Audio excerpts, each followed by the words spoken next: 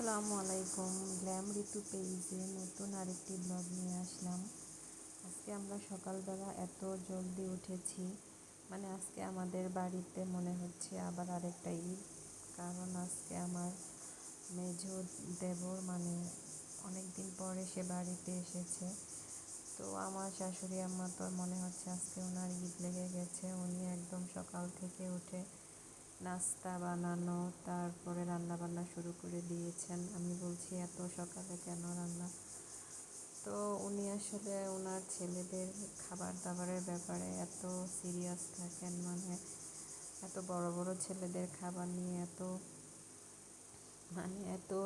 কি বলবো, এত তাড়াহুড়ো করেন। আমি আমার ছোট বাচ্চাদের খাবার নিয়েও মনে হয় এত প্যারেশানি করি না।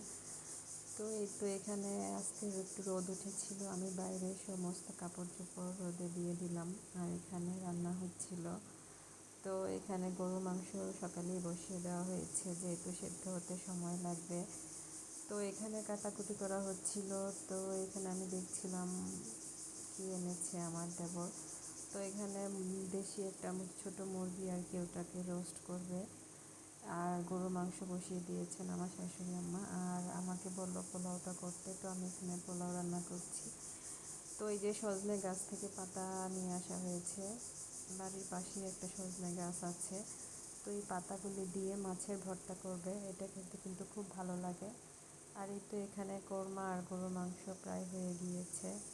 তো আমি এখানে এসে একটু আলু দিলাম। আমাদের এখানে আলু ছাড়া গরু মাংস কেউই খায় না। তো তারপর এখানে এসে মাছ ভাজা করছি আর ডিম ভাজা করব পোলাও দিয়ে খাওয়ার জন্য। শুকনা শুকনা ডিম ভাজা আর মাছ ভাজা। তো এখানে চুলাতে সবগুলোই ভাজা শেষ করে নেওয়া হচ্ছে। তো এখানে আমার শ্বশুর আব্বা মাছ ধরতে এসেছেন, যদিও মাছ রান্না করা হয়েছেন, তারপরেও পুকুর থেকে মাছ ধরবে আর কি। তো আয়রা নেমে যাচ্ছিল, আমি আয়রাকে তাড়াতাড়ি করে নিয়ে ঘরে নিয়ে যাচ্ছি। তো এই তো মাছ দিয়ে শাক ভাজি, সজনে পাতার ভর্তাটা এখানে করে নেওয়া হচ্ছে।